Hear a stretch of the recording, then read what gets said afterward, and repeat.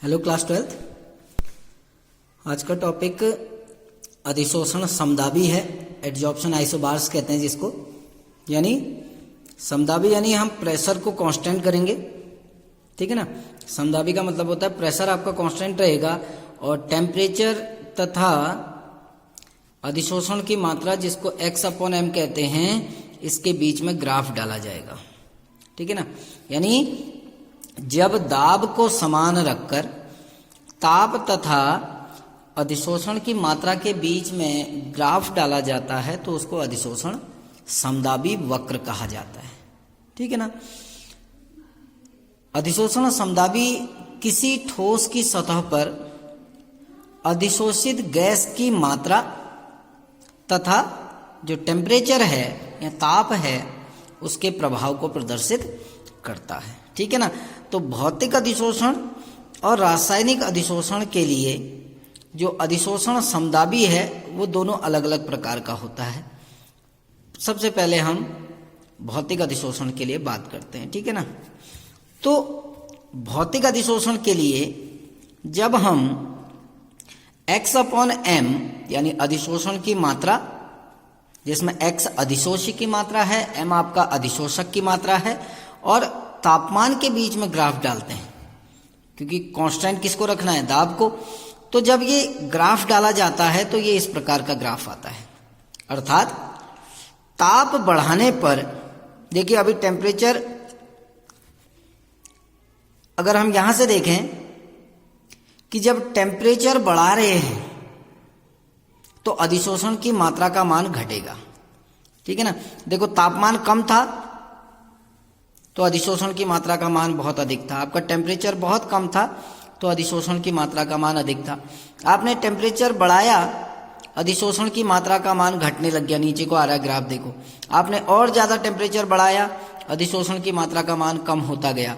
अर्थात हम सीधे सीधे कह सकते हैं कि जो x/m है is inversely proportional to temperature, यानी आप तापमान बढ़ाओगे तो x/m की वैल्यू घटेगी। और ये आशा के अनुरूप भी है, क्योंकि हमको पता है कि जो अधिशोषण होता है वो एक ऊष्माक्षेपी प्रक्रम है।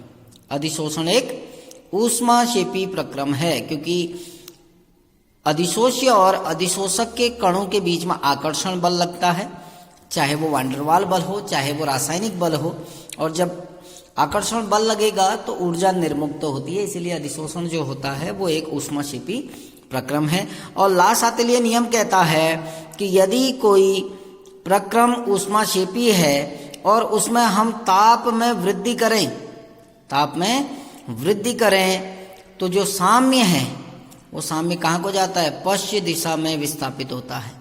अर्थात अधिशोषण नहीं होगा बल्कि उसके विपरीत प्रक्रिया होने लगेगी, और अधिशोषण के विपरीत प्रक्रिया क्या होती है, विशोषण।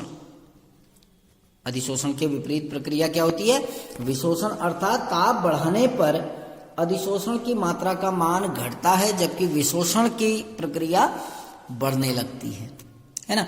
और ये सत्य भी है क्योंकि अधिशोषण एक ऊष्माक्षेपी प्रक्रम होता है। और ला-शातिलीय नियम कहता है कि ऊष्माक्षेपी प्रक्रम में यदि आप ताप बढ़ाएंगे तो साम्य पश्चिम दिशा में यानी विशोषण होने लगेगा, तो अधिशोषण की मात्रा का मान धीरे धीरे घटेगा।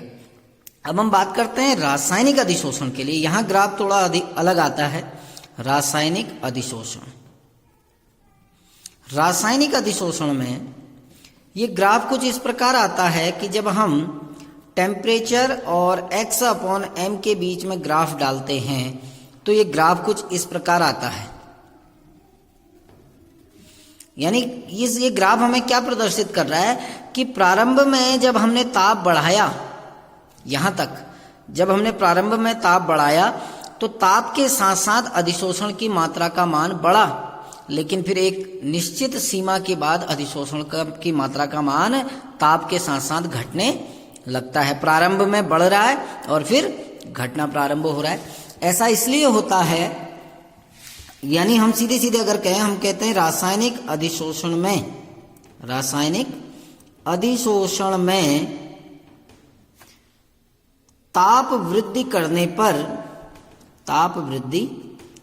पर प्रारंभ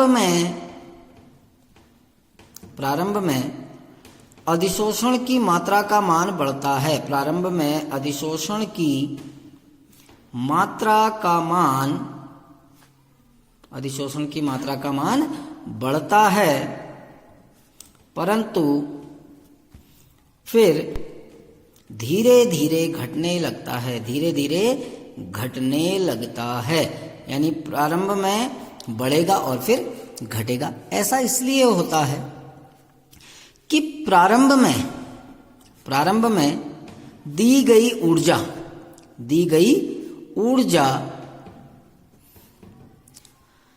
अधिशोष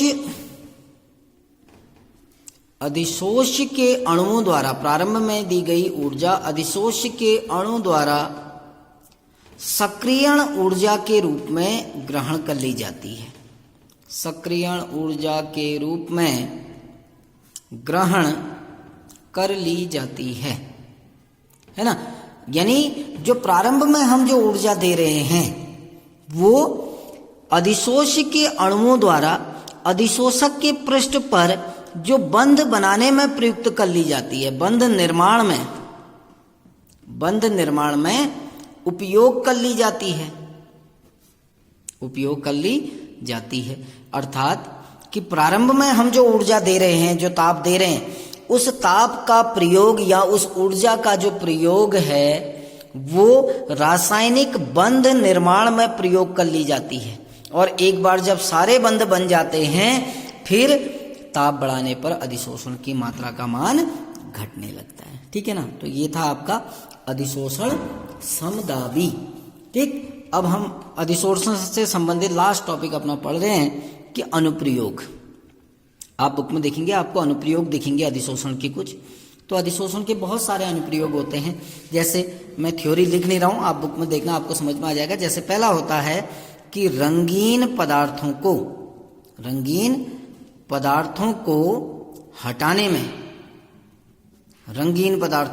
में, ठीक है ना। और रंगीन पदार्थों में हटाने में क्या होता है, जैसे कुछ पदार्थ हैं, जैसे चीनी है, जूस है, वनस्पति तेल जो वेजिटेबल ऑयल है, वनस्पति तेल, ये अशुद्धियां होती हैं इसमें, ठीक है ना। अशुद्धियों के कारण ये रंगीन होते हैं, ठीक है ना। जब चाहे आपका चीनी हो, अगर चीनी को जब आप गन्ने के रस से जब चीनी को निकालते हैं तो चीनी का रंग पूरा वाइट नहीं होता जैसा चीनी मार्केट में मिलती है, तो वो रंगीन होता है, यानी बहुत गंदा रंग होता है। ऐसे जूस है, वनस्पति तेल है, तो इनका अगर चीनी सपोज करो भूरे रंग की चीनी बाजार में आ रही, कोई खरीदेगा? नहीं खरीदेगा। तो उस अशुद्धि के कारण वो रंगीन होती है। और उस अशुद्धि का जो रंग है, उस रंग को हटाने के लिए इसमें क्या किया जाता है, चारकोल डाल दिया जाता है, सक्रिय चारकोल, एक्टिवेटेड चारकोल कहते हैं, सक्रिय चारकोल, ठीक है ना। सक्रिय चारकोल डाल दिया जाता है। चारकोल क्या करता है, इन सारे अशुद्धियों को, जो रंगीन अशुद्धियां हैं, उनको अपने पृष्ठ पर अधिशोषित कर लेता है और जो पदार्थ हैं वो बिल्कुल वाइट हो जाते हैं, रंगहीन हो जाते हैं। ठीक। दूसरा अनुप्रयोग गैस मास्क में। अब ये ध्यान देना, जो श्रमिक माइन में काम करते हैं, यानी जो कोयले की खान है या जो किसी भी माइन में कार्य करते हैं, किसी खान में कार्य करते हैं, तो वहां कुछ विषैली गैसें निकलती हैं, ठीक है ना। और वो गैस अगर व्यक्ति के शरीर में सीधे चली जाए तो नुकसान हो जाता है। जैसे अगर हम कहते हैं,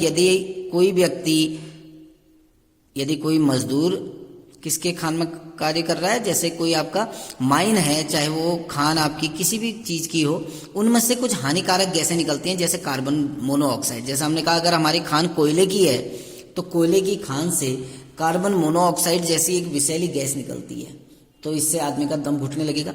इसलिए वहां के लोग क्या करते हैं, जो मास्क पहनते हैं, उस मास्क में एक्टिवेटेड चारकोल डाल दिए जाते हैं, सक्रिय चारकोल, ठीक है ना। इसमें क्या डालते हैं, सक्रिय चारकोल। तो चारकोल क्या करता है, ये खान से निकलने वाली जो हानिकारक गैसें हैं इसको अधिशोषित कर लेता है और ये गैस मनुष्य के शरीर में नहीं जा पाती है, ठीक है ना। ऐसे ही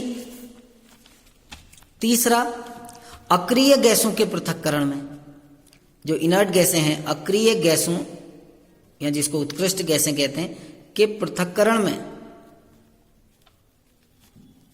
ठीक है ना, अगर किसी अक्रिय गैस का पृथक्करण, जैसे नारियल चारकोल होता है, ठीक है ना, जो नारियल का चारकोल है, नारियल चारकोल, इस नारियल चारकोल में एक गुण होता है कि ये अक्रिय गैसों को, helium, neon, argon, krypton, xenon, इन सारी, रेडॉन को नहीं करता है, केवल एक रेडॉन जो है ये अपवाद है।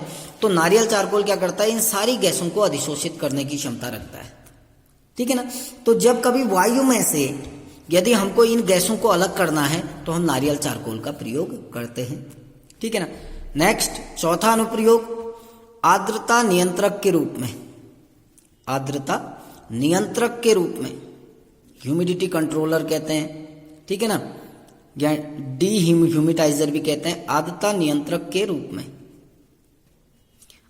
अब आप देखते हैं कि जब हम मार्केट से कभी मोबाइल फोन लाते हैं या कोई लेदर शूज लाते हैं तो उनमें एक छोटा सा पाउच रखा होता है, कभी गौर करना, उस पाउच के अंदर छोटी छोटी व्हाइट कलर की गोलियां होती हैं। जैसे पहले से मैजिक बॉल्स आती थी ना, तो मैजिक बॉल्स के रूप की तरह व्हाइट गोलियां रखी रहती है। मैजिक बॉल तो क्या होती है, पानी में डालो फूल जाती है, लेकिन ये फूलती नहीं है, ये सिलिका जेल होता है, इसको कहते हैं सिलिका जेल। कभी अगर मोबाइल फोन या कोई ऐसे इलेक्ट्रिक अगर कोई उपकरण आप लाओ, कोई गैजेट लाओ, तो आप उसमें देखोगे कि पाउच होते हैं छोटे से, उसके अंदर गोलियां भरी रहती हैं, वो सिलिका जेल की गोलियां होती हैं, ठीक है ना। तो उसका काम क्या होता है, सिलिका जेल जो नमी है उस नमी को एब्जॉर्ब कर लेती है, अपने पृष्ठ पर अधिशोषित कर लेती है, ताकि वो नमी उस उपकरण के अंदर जाके उस उपकरण को खराब ना करे, ठीक है ना। तो ऐसे ही जैसे फेन प्लवन विधि है, बहुत सारे ऐसे आपके अनुप्रयोग हैं। 4 अनुप्रयोग मैंने आपको बता दिए हैं। ऐसे वर्ण लेखन में होता है, ठीक है ना, वर्ण लेखन में प्रयोग होता है, विषमांगी उत्प्रेरण में प्रयोग होता है। तो ऐसे बहुत जगहों पर आपका अधिशोषण के अनुप्रयोग होते हैं। Thank you.